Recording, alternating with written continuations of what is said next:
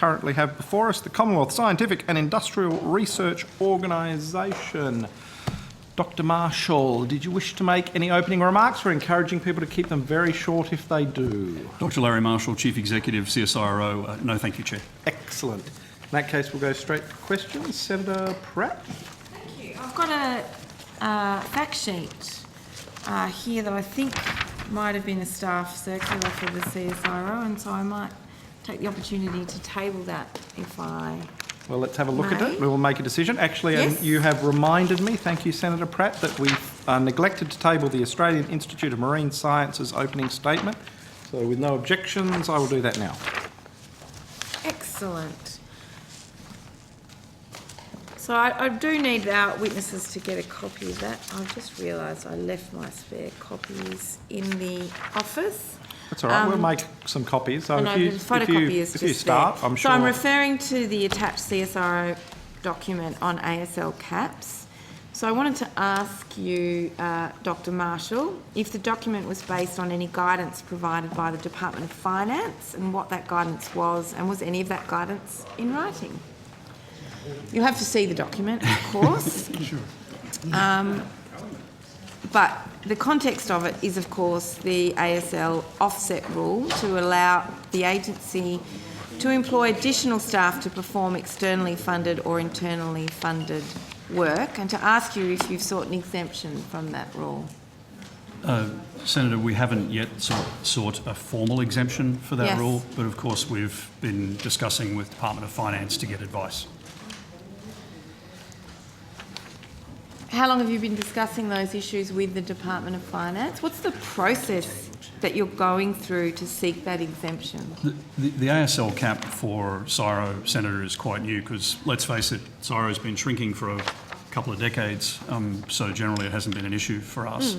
But the last 4 years we've actually grown, and this year the ASL cap has become an issue. So we've been getting advice from the Department of Finance to understand whether we're applying it correctly and how we might better manage it in the future. So I assume there'll be no objection. This is printed off the CSIRO website, I assume? Something? Is that? It was a staff circular, and maybe Dr. Marshall or someone else from CSIRO might be able to confirm that that's the case. Senator Judy, I assume there's no objection to this being taken? Well, I guess it'd be good if CSIRO can let us know that yes, it's the right document. If you can verify that it's... So, Senator Judy Zelke, Chief Operating Officer of CSIRO.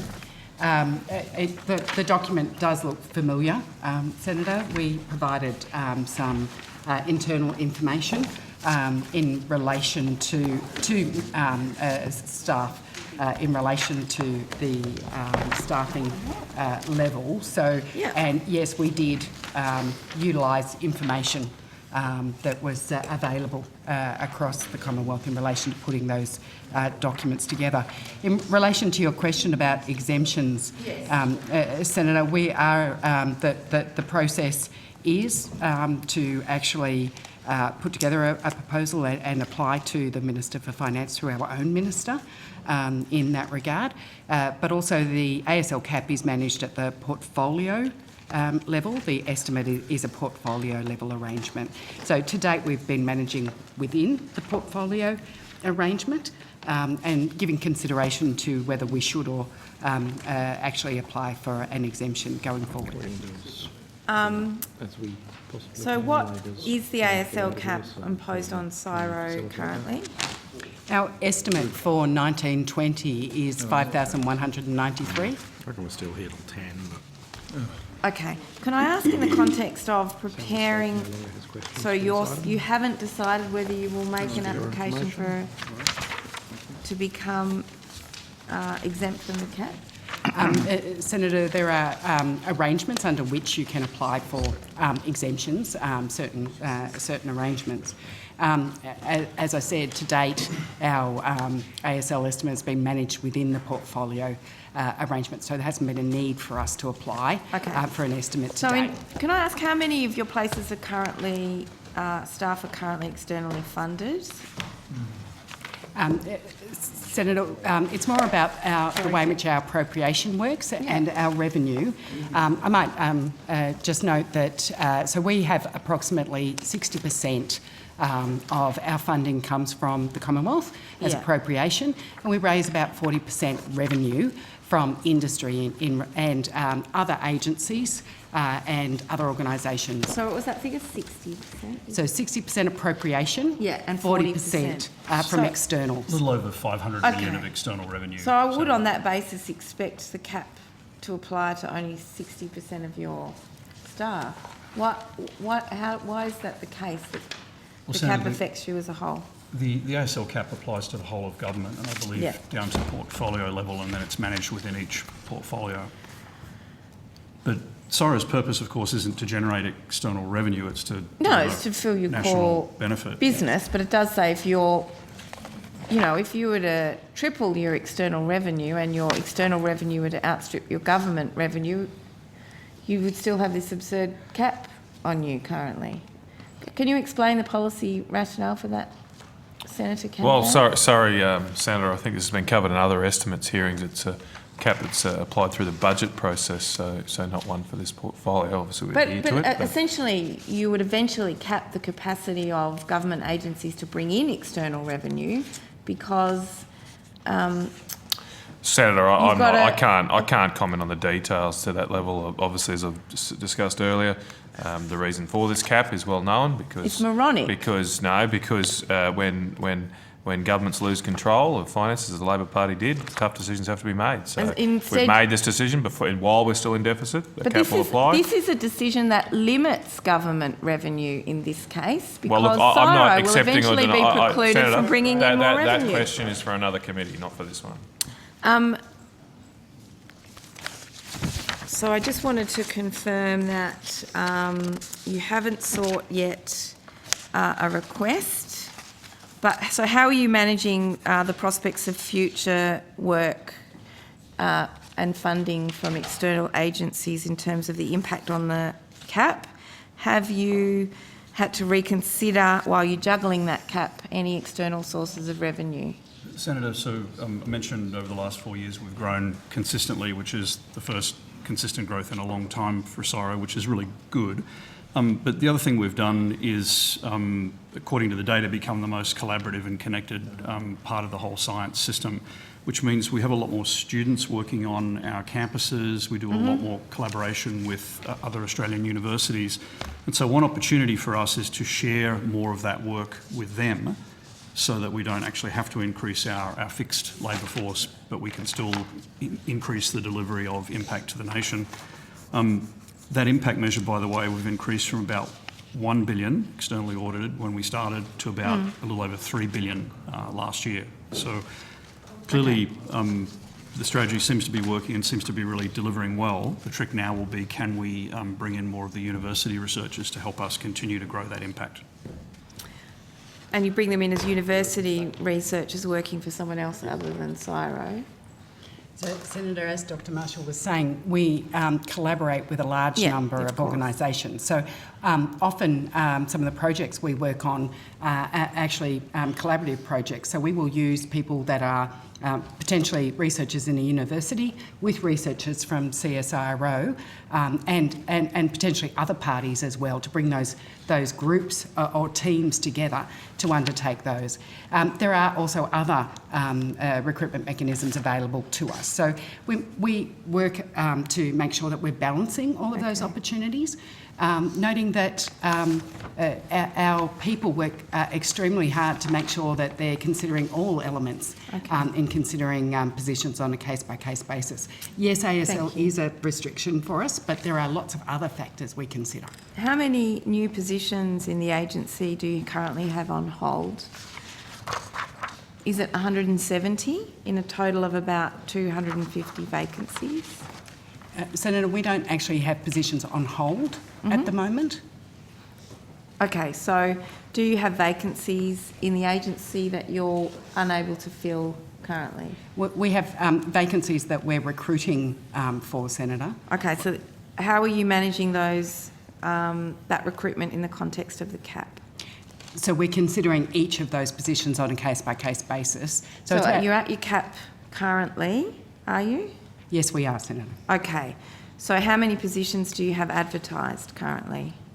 Sorry, Senator, I'd need to take that on notice. We have approximately 100 positions being advertised at any one time. The organisation is sizable, and we often have positions turning over and recruitment activities underway. Yes, I would understand you would have some positions where you've got staff leaving that you're recruiting for, but it does sound like to me like that you, within that 100, must have people that you're trying to recruit for, even though you've got this cap in place who are new positions? Yes, there will be. Do you know how many they are? No, I don't have that information. Are you able to take that on notice? Happy to do that. Thank you. Can I just note that a lot of our positions are term positions normally anyway. So if we agree to enter into a project, we will most likely recruit people for the term of that project. That's still subject to in the a cap? number of cases. If they're brought on directly by CSIRO, then yes, but that's only one mechanism available to us in that The regard. Canberra Times on the 22nd of October, it was claimed that there are 1,500 jobs under review due to the government staffing level cap. I understand that that figure has been rejected by CSIRO as incorrect and pure speculation. I'd like to give you an opportunity to end the speculation and let us know how many jobs are actually under review. Senator, just for the 5,500 CSIRO staff who might be listening tonight, as we've told them personally, there's no redundancy plan, there's no big reduction plan, anything like that. Because we're such a large organisation, there is a natural turnover. Term contracts end, people leave or they get extended. We also have a lot of students that work in CSIRO and a lot of, we think of them as interns, but the technical name for them is postdocs. These are kids that have just graduated and they come into CSIRO to actually work on an industry project so that they're more employable by industry, and they tend to cycle through as well. So we do have some flexibility in the size of our workforce quite naturally without having to make any Yes, but the other cap changes. must limit your natural growth, surely. That essentially would mean if you've got a new priority that you want to accelerate, that's even though you've got other areas that are performing well, that are already in-house, how do you manage that By currently? growth, do you mean employment growth? Because there are... Growth of programs, yeah, that would have employment attached to them. So the cap means we can't increase the number of people on our payroll, but we can engage people through other ways, and often we engage postdocs or students through universities, for example. How many people working for CSIRO have been required to get ABNs to perform work for CSIRO? How many people are contracted through an ABN in total rather than as staff? None. Okay. How many people working for CSIRO are on fixed-term contracts, and what is the average length of those contracts? Senator, at the moment we have 1,147 temporary staff, around about 1,140 temporary staff. So they are on temporary term appointments employed by CSIRO, and those terms can vary from anything up to, say, 3 years. They might be 6 months, but generally postdocs are employed for 2 or 3 year periods in that regard. Sorry, was there another question in what you asked? I asked about fixed-term contracts and what the average length of those contracts is. So that's our term appointments. Yeah. For ASL, of course, we also, as Dr. Marshall said, have people who work on projects through universities and other arrangements as well. Yeah, thank you. Can I ask whether you got clarification, whether finance provided guidance on whether the ASL cap does apply to external revenue sources? Did you seek guidance on that? Senator, it's a consideration in relation to the estimate that we've been provided with. For our purposes, it does relate to the number of people that CSIRO employs. It's actually not about the way in which the funding is sourced. It's about the number of our staff. Yeah, okay. So in other words, the cap applies to external revenue sources? It does, but noting that's not the purpose of it in the first place. No, but no. Yes. How much private investment has been turned away due to capacity constraints due to the staffing cap? Senator, And clearly you're going to efforts to make sure that that's not the case. I hear you about your collaborative approaches, but clearly it must at some time make it difficult where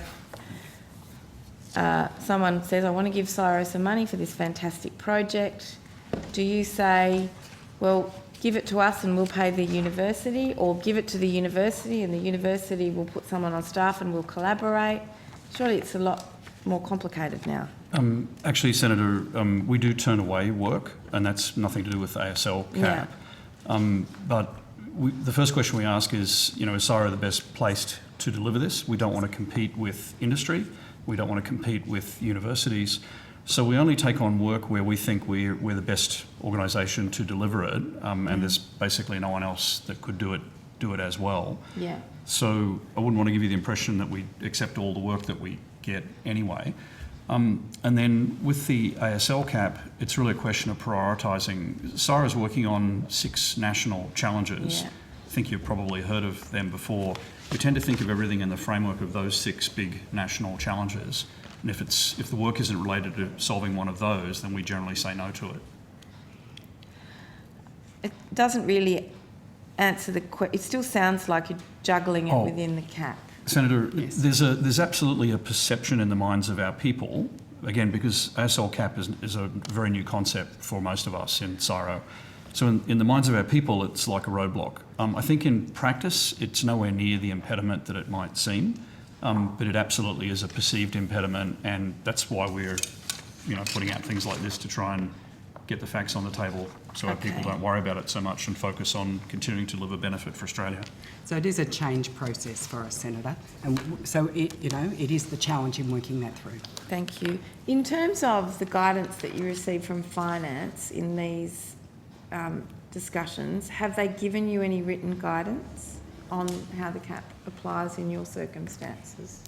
Senator, nothing in addition to the guidelines that are already issued in relation to that. I will just check with my CFO to ensure there's nothing else that...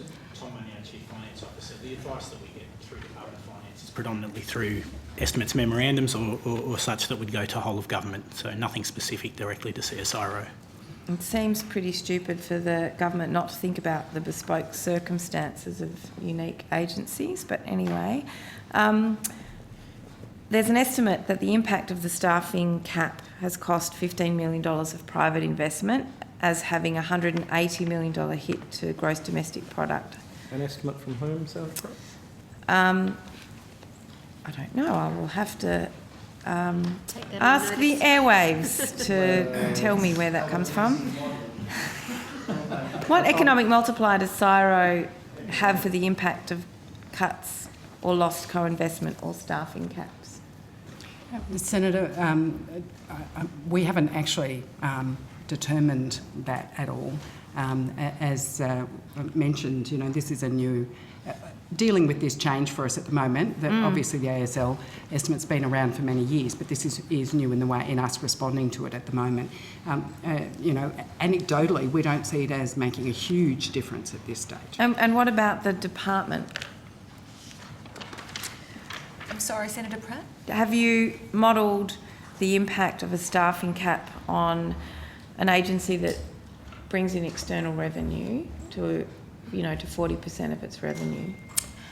As the Minister indicated, the policy behind the staffing cap is a matter for the Department of Finance. I'm not aware whether they've done any modelling, but I don't believe that the Department has done, nor would it be appropriate. It is the responsibility of Minister of If my Finance. statement was true that it has had a multiplier effect, it sounds like the government wouldn't...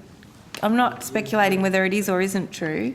It You're asking them to speculate on that. No, what I'm saying is that it wouldn't matter if you were losing 60 or 70% of revenue from external sources because the cap would apply anyway. We'll take that as a statement. Can you confirm that the last CSIRO staff survey occurred prior to the imposition of the staffing caps? Well, no, Senator. The staffing cap's been in place since 2013. Okay. When will the next CSIRO staff survey... when was your last staff survey, and when will the next one occur? No, we got the results in August, so I think it's August. actually So finalised. July survey, August results, Senator. Okay. So in terms of, this, yes, it's been in place since 13, but when was it that your staffing level met the cap? This year, Senator. Okay, Yeah. so that's probably a more accurate way of me framing the question.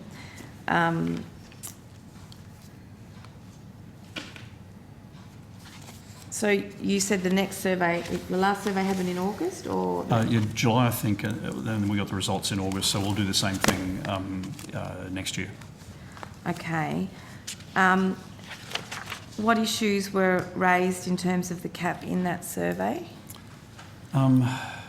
Well, because it hadn't impacted us yet, Senator, or people, it hadn't really impacted us yet, so there weren't really issues raised.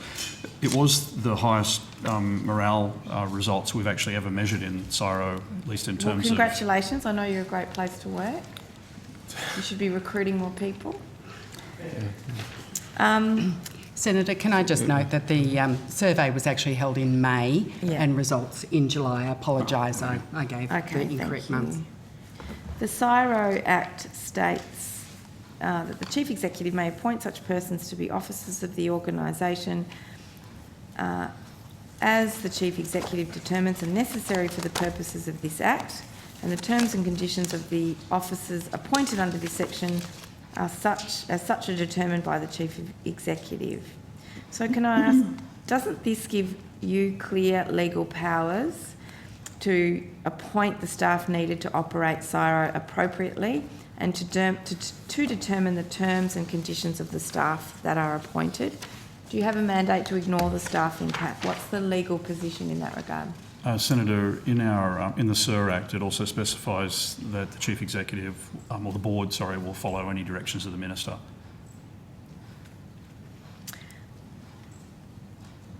Okay. Has CSIRO sought legal advice on this matter? No, clearly not. Have you considered not applying the staffing cap to the non-government revenue component of the operation? Senator, that is a discussion that's ongoing with Department of Finance. But as I said, the purpose of CSIRO isn't to generate external revenue. No, So it's to get...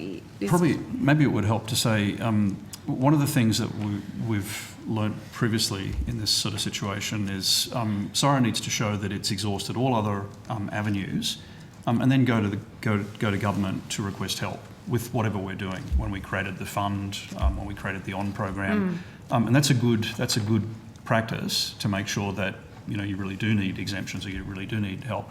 And to be fair, the Department of Finance has really been incredibly helpful in helping us create these new things that have been That's right. great You might for the country. find the staffing cap becomes less relevant because you continue to grow and grow and grow from external revenue, but that'll only matter if the cap's not in place. Does CSIRO believe applying the ASL cap to non-government funded work, which currently compromises CSIRO's operation, that it may be in breach of the obligations that all CSIRO board and executive members have to CSIRO's Act and mission? No, Senator.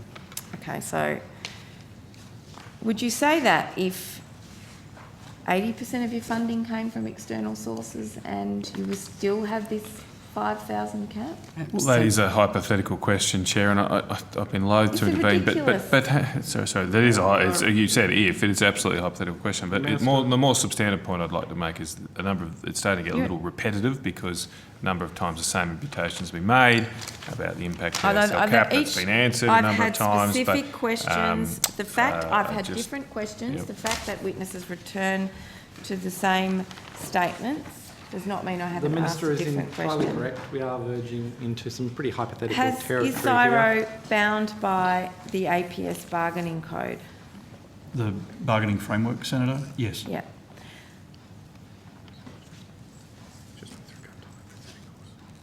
So can I ask, in terms of how you came about being bound by that bargaining code, was it a suggestion or a directive Senator, I It's a directive, Senator. from government? believe that goes back to Minister McFarlane, Senator. Yeah. Yes. Have you sought legal advice about whether outsourcing of work could be in breach of several provisions of the CSIRO Enterprise Agreement, namely clauses 6, 8 and 10? And would you allow the executive to, will the executive allow this matter to be handled by the Fair Work Commission? Senator, we don't believe we are in breach of the enterprise agreement. Yes, we understand the union has made a submission to the Fair Work Commissioner, and obviously that the appropriate decision maker in relation to that. Okay, so there'd be no problem in going to the Commission because you'd be firm on your success there on those issues? Well, the union has already taken that, Yeah. Senator. Yes. Okay, so you're going in to argue the case that it applies. Have you received any further advice or directive on applying the code since Senator McDonald provided advice in 2014? Senator, I think as Dr Marshall mentioned, we received the 15th of July 2014. No, it would be, that's, by the sounds of it, Senator, that's similar timing in relation to our last advice, yes. Can I ask you, Dr Marshall, if you've taken any steps? It sounds like you've had discussions to get out from underneath the cap with the department, or you're still negotiating about that. What about with respect to the bargaining code? You're happy to be bound by that? That seems to be what you've said. Senator, we've had discussions in the previous negotiation for the EBA, both for the main EBA for CSIRO and also the EBA for Tidbinbilla, where we run NASA's tracking station, with the Public Service Commissioner, and sought flexibility on various aspects of that, which we received. Yes. And we're able to successfully conclude that bargaining, and that's the EBA that's in place now. I expect that the next EBA bargaining won't really give any material change to the terms and conditions. I think we got the best deal possible within the framework, and hopefully as we go through that process with the Staff Association, we'll both reach that conclusion, and then we can move to implement a new EBA and move on, get on with our work. So, thank you. It seems you've had a number of discussions about the cap. I'm assuming, therefore, you've had meetings with both the department and the Departments of Finance about the cap? Yes, Senator. Did you request in any of those meetings not to be bound by the cap and the code, or...? Senator, it is government policy, and we are required to abide by government policy. Okay. But clearly, therefore, you're discussing the impact of the policy. Yes, Senator, the with nature of the government. discussion's more for us to fully understand what our options are, where we might find flexibility in order to navigate through, and Department of Finance has been very helpful guiding us there. Okay. And do you have a result on the staff survey with respect to the upcoming enterprise agreement that closed yesterday yet at all? Yeah, I should explain, Senator. One of the powers the CEO has is the ability to roll over the existing enterprise bargaining agreement. I didn't want to do that without asking how staff felt. Roughly 40% of the staff in the organisation wanted to see us, 39% wanted to see us go back to bargaining, and that's a significant enough portion that I couldn't in good conscience roll over, and so we'll proceed with bargaining. You'll proceed with bargaining for a new EBA. Okay. Thank you. I think Senator Wild just got a quick question too. Can I just ask a follow-up question on one of your answers to Senator Pratt? And because I didn't quite hear what the numbers related to. You talked about going from $1 billion to $3 billion of collaborative projects. What? No, Senator. We one of the challenges for me at least, with CSIRO is what's the ROI? What does the government get for its investment in CSIRO? And so CSIRO developed an impact measurement framework that's now today globally recognised as one of the best in the world. And in 2015, we measured the impact we'd delivered in the prior year at about $1 billion. And this is done using our framework, but using external sort of auditors. Last year, we measured that impact at bit over $3 billion. Okay, Brilliant. so this is the direct economic impact that CSIRO is having on Australia. Correct. Okay, thank you. And we'd like to see that going up every year. Well, it sounds like it is going up, so that's great. So far, Senator. Senator Walsh. Thank you, Chair. I just wanted to ask you to clarify your answers in relation to the use of contract staff, just to better understand your explanations. So you said in answer to Senator Pratt's questions that about 22%, 1,140 of your staff are on fixed term contracts, that none of your staff have been sort of quote unquote asked to get an ABN. In this document that's been tabled,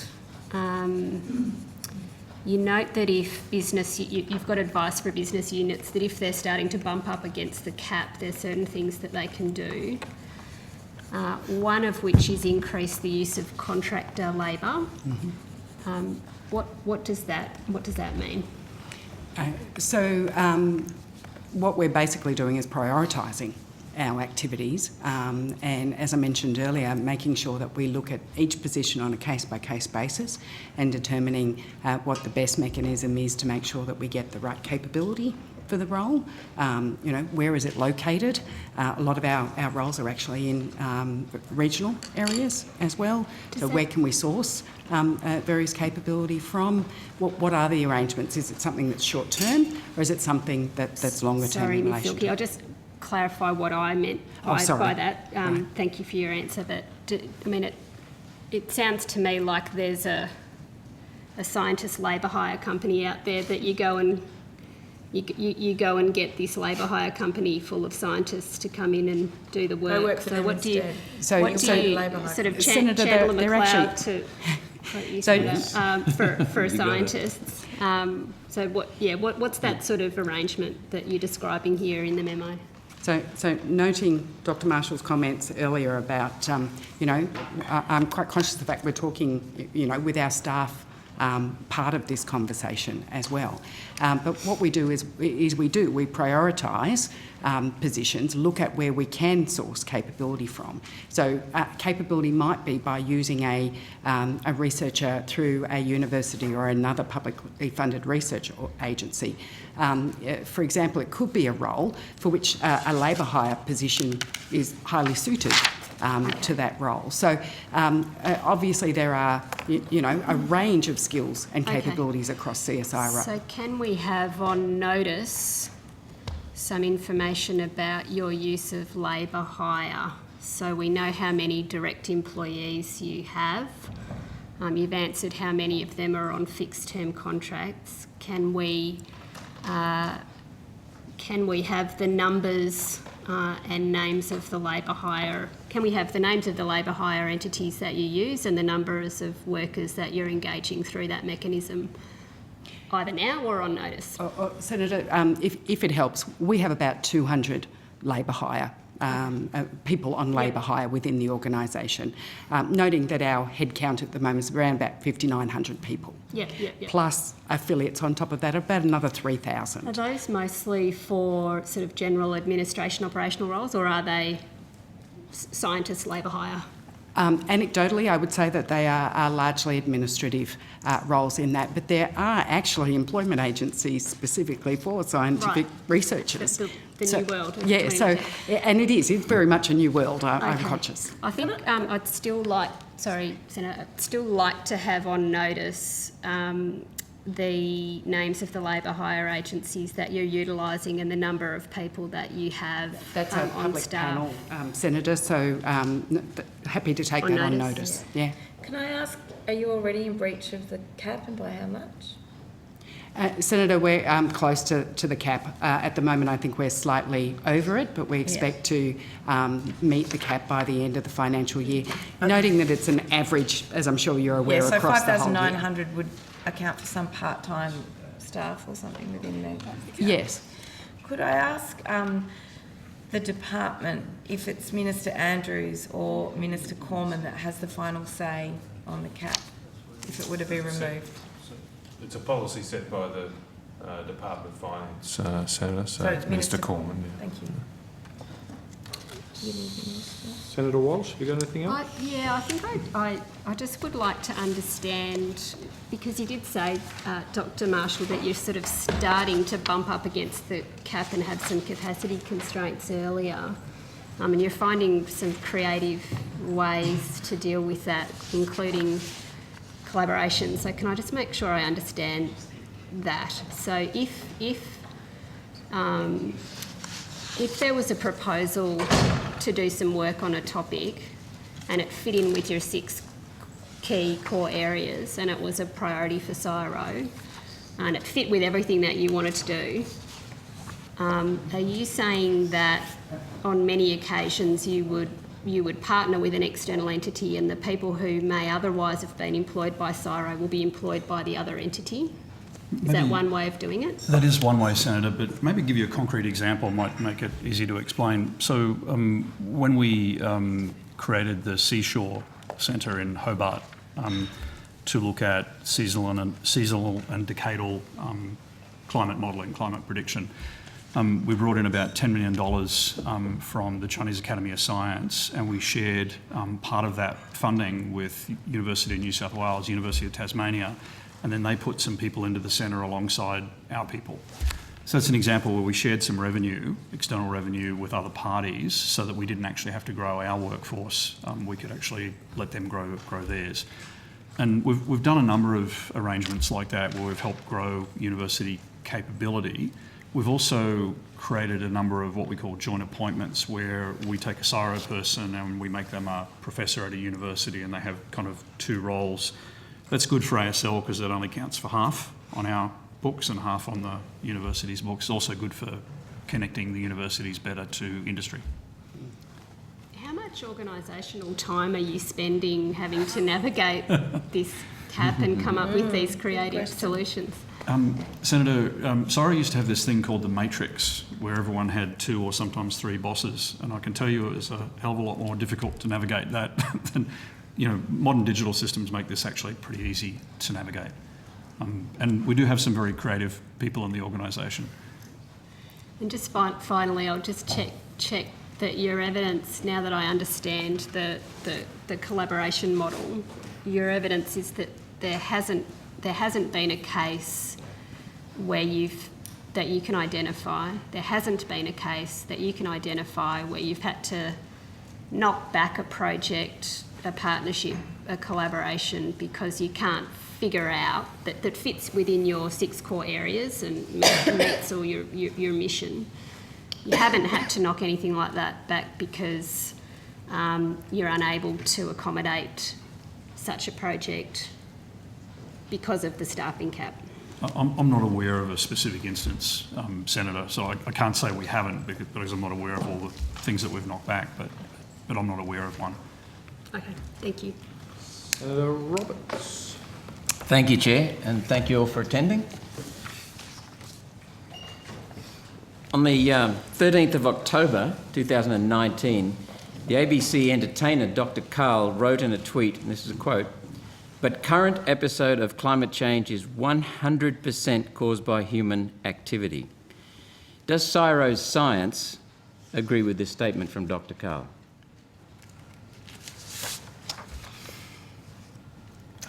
You've just got... sorry.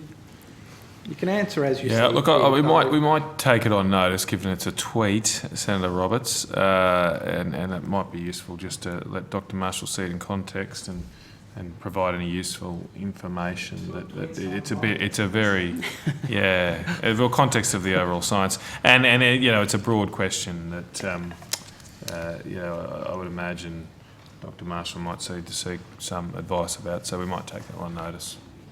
So on the 19th of June 2019, just a few months ago, Andy Pittman, the director of the ARC Centre for Excellence for Climate Extremes and author of the Intergovernmental Panel on Climate Change Assessments Reports 3 and 4, said, quote, "This may not be what you expect to hear, but as far as the climate scientists know, there is no link between climate change and drought." Does CSIRO's science agree with this statement from Andy Pittman? Senator, if you want to talk about drought, It's one of the areas we're really concerned about for Australia, and it is absolutely work that we don't turn away. And I'd love to talk with you about drought, but you can't solve these things in 140 characters of Twitter. Well, that's not that's a speech, 20, 30-minute speech. Oh, I see. Sorry.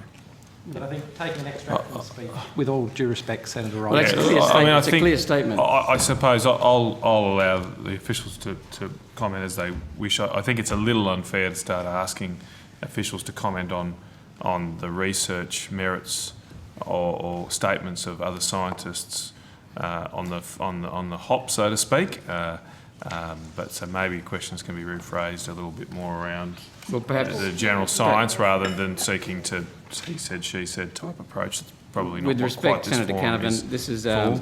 pretty simple. Yep. Is there a link between climate change and drought? Well, that's a different question. So okay, I'm happy for Thank you, probably a Senator.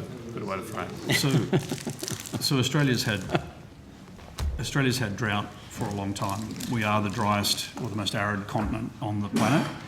We also have one of the most variable climates, and that's been the case for a very, very long time since pre-settlement by the West. So does climate change affect drought? Oh, that's a different question, Senator. So does climate change cause drought? No. Does it affect it? We believe it does, Senator. In what way? We believe it will increase the frequency of drought over time. You believe?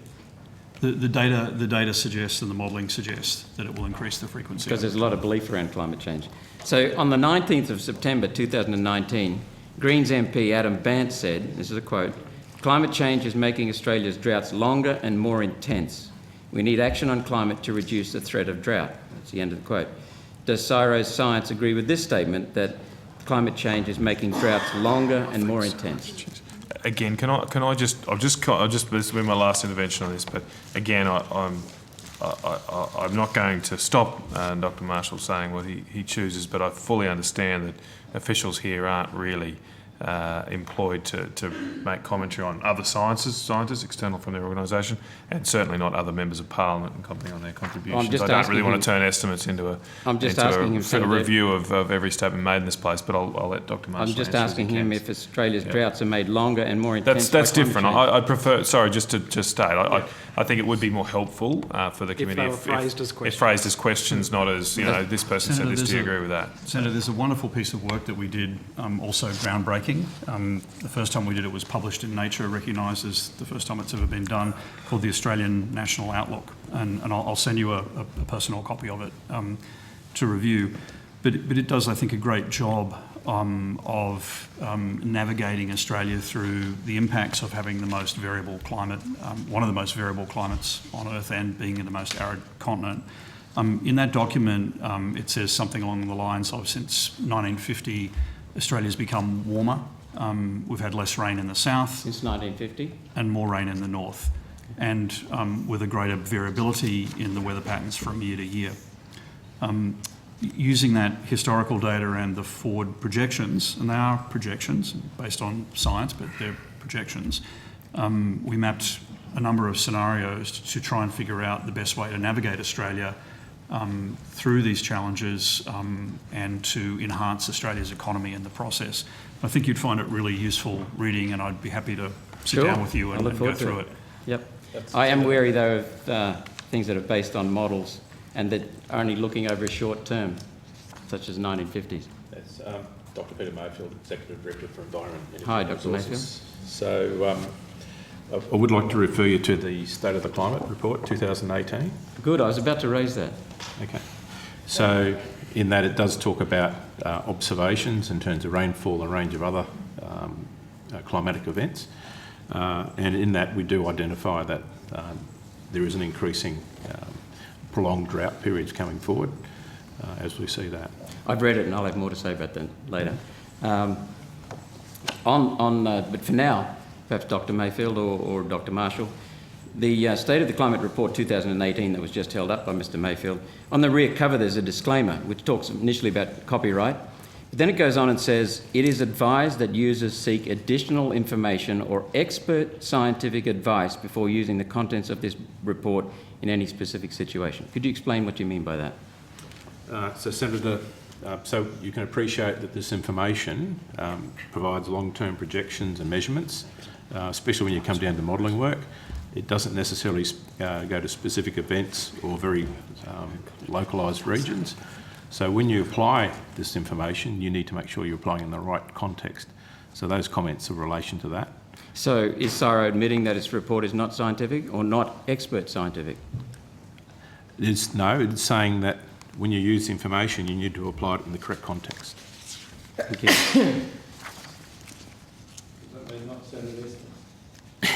Sorry?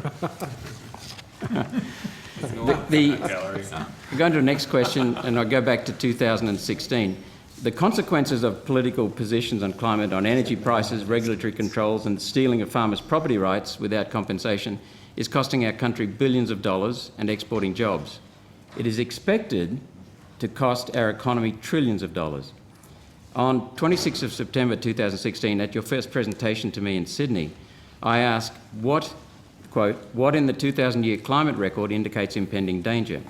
CSIRO scientists and administrators refused to indicate anything of danger in our climate and said they would not use that word. Does CSIRO still refuse to attribute danger to increasing human carbon dioxide output? Danger. Yes. Well, Senator, danger is kind of an emotional word. We try to stick to presenting the data, the science, and where we have models and projections, give disclaimers to the fact that they are models and projections. So I don't know that we'd use the word danger because it's more of an emotional word. Okay, thank you. Senator, if I could add to that. So our work looks at trying to understand climate change and trying to model that and ultimately in time predict that better. And then looking at ways that you adapt to that and ways you might mitigate it. So in our context, we're trying to understand the changes and work out how you adapt and work to that. Well, I think Dr. Marshall was there, or you might have left just before that statement, but the CSIRO scientists and their own staff agreed that it was largely a political construct, the use of the word danger, and CSIRO wouldn't have anything to do with it. So I can hear what you're saying. Now, the next one is, after we explored the use of the word danger and agreed that apparently politicians attributed danger, Steve Rintoul, who was at the time Interim Director, CSIRO Climate Science Centre, replied, "So our role is stating what the science tells us about what has changed and the causes of that and projections of future change. You'd agree that variation is natural in every type of object and activity and within every process. No two objects or actions are identical." You'd agree with that? At a very fine level, you can measure difference between... We can measure things, Senator. I'm not sure if I understand the full context Variation of your exists question in at this point in everything. time. Variation exists in everything. Certainly in this chamber, Senator. Yeah, I can stand up next to Mayfield and we'll see variation. Good answer. Yeah. Statistically, there are many types of variation, including inherent natural variation, seasonal variation, and cyclical variation. These are present naturally within climate, and if considered only over short periods, for example, the cooling part of a natural climate cycle or the warming part of a natural cycle, they appear to be a process change, yet they're not a process change. They're just cyclical. Could CSIRO, on notice, please provide the statistically significant variation that proves there has been a process change, that is variation that is beyond or outside natural, inherent, cyclical or seasonal variation over the last 350 years? So, Senator, if I can bring to your attention again the three meetings that we had between 2016 through 2017. There was a large amount of information that was presented, number of transcripts taken. I've actually got them sitting here. We've covered that territory at that point in time. I'm very happy to table that documentation for your reference. I'm happy for you to table it. The point is, the first meeting in September of 2016, we asked for evidence that carbon dioxide from human activity is causing climate change. None was presented that established causal relationships. The second presentation, which CSIRO, and they objected to recording that initially, and eventually CSIRO said we could record it. The second presentation, CSIRO was asked to provide evidence over the last 10,000 years of Earth's history that indicated something was unprecedented in current climate. CSIRO would not let us record that. Senator We Roberts, then had a... we're getting towards a discussion rather Well, than I'm just answering the Senate question about that. estimates. So Mr Mayfield said that he's already presented it, and I doubt that. I've given you a fair bit of latitude. I think we either need to get back to questions or move on. Well, I'd like CSIRO to provide me with a statistically significant variation that proves there has been a process change that is variation beyond or outside natural, inherent, cyclical or seasonal variation over the last 350 years. So, Senator, as I stated, I believe presentations that were made in that second and third meetings covers that. Did you identify the statistically significant process change in that? No, you did not. The work that we've done, that we would stand behind us in those presentations, and I'm very happy to table it for your reference. No, I've got one, but I'm happy for you to table it. Senator, could I, if we put that question aside just for a minute. That one that you won't answer, yep. Just for a minute. I mentioned CSIRO works on Australia's big challenges, and let's put climate science aside for a minute and look at what's happening in the world. There's a massive market shift globally towards renewable energy sources. That's a fact.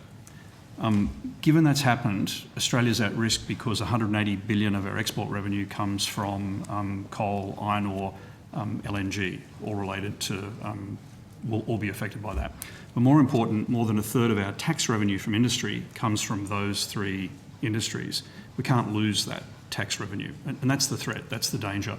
So what CSIRO is working on in terms of a mitigation strategy is trying to find other export materials like hydrogen that could replace the materials that are being put at risk by this global market shift.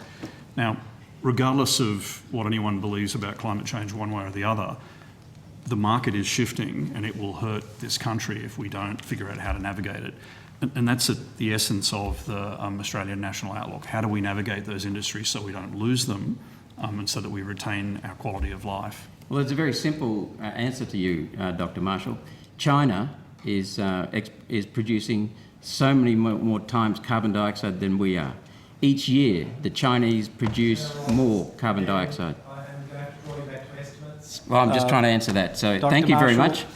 On Thursday, the 3rd of October 2019, the Prime Minister made comments about doing a review of unaccountable internationalist bureaucracies like the United Nations, which are damaging Australia's democracy and sovereignty. He's at last plucked up the courage to do that.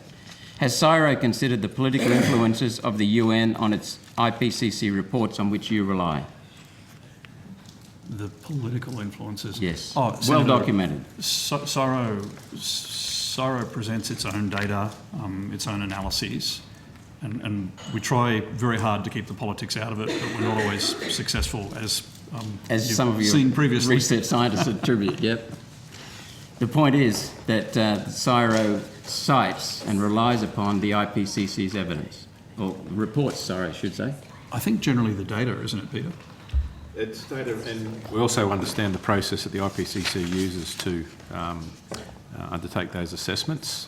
So the IPCC process is really about how you coordinate the scientific data and into specific sort of responses to questions. And we do participate in that process, and we do believe in that process. The process the Inter-Academy Council really discredited. Senator Roberts, we are going to have to move on. Okay, last question. 3 years ago, the CSIRO admitted to me it did no due diligence on UN IPCC, and yet it cited it. CSIRO uses UN IPCC reports as the basis for its conclusions. Why do you not do due diligence on the UN IPCC reports, especially given that the UN IPCC itself admits that to be an IPCC reviewer, you need to be a self-declared expert? Is that good enough for the CSIRO? Being a self-declared expert, Senator. No, relying upon a body that says its reviews rely upon people who declare themselves to be experts. Senator, in general, CSIRO relies on its own data, its own modelling and its own scientists. With respect to climate data, we get maybe as much as half of the world's climate data because we do most of the work in the southern hemisphere, and we rely on bodies in the northern hemisphere to gather the other half of the data. Climate change is a global issue. Australia isn't going to solve it on its own, although CSIRO's made some amazing breakthroughs in the last few years to really significantly reduce emissions from cattle, for example, without damaging the economy of cattle, actually potentially improving the economy there. But Australia's contribution as a country to greenhouse emissions, as you said, is a bit over 1%. China is the highest emitter, followed by the United States. So you're going to continue to rely upon and cite a body that says to be a reviewer of that body, you just have to be a self-declared expert, and that's heavily politically influenced? Senator, I think it depends on what we're citing. If it's actual data, hard data, and that's what CSIRO relies on. No good citing something like that. Okay, we're verging back into discussion again. Thank you, Senator I'm finished. Thank you very much. Excellent. All right. It'll be an emergency, Senator. I believe we are finished with CSIRO. Thank you very much for your attendance this evening. We do appreciate it.